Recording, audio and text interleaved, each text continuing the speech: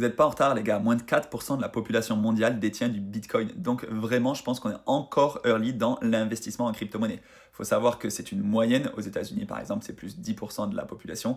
En Europe, c'est plus 3,5% de la population. Mais en moyenne, sur la planète, seulement 4 personnes sur 100 détiennent du Bitcoin. Donc vous faites partie de ces 4% qui détenaient, qui avaient commencé à comprendre l'investissement dans les crypto-monnaies et surtout dans le Bitcoin, la puissance de cette décentralisation, de cet étalon Bitcoin. En fait, je suis en train de lire des bouquins sur l'étalon Bitcoin, c'est absolument colossal. Et si je dis pas de bêtises, il y a des rumeurs comme quoi Warren Buffett commencerait à s'intéresser aux crypto, mais surtout au Bitcoin. Et ça, clairement, c'est game changer parce que Warren Buffett, il a souvent craché sur le Bitcoin.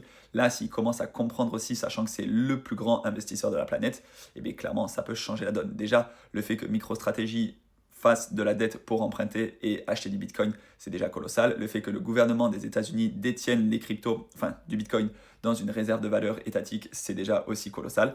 Mais à partir du moment où vraiment on aura de plus en plus de personnes qui investiront, ben forcément, le prix du Bitcoin commencera à grimper en flèche parce qu'il n'y en aura jamais plus que 21 millions. La supply, elle est limitée et ça, c'est extraordinaire.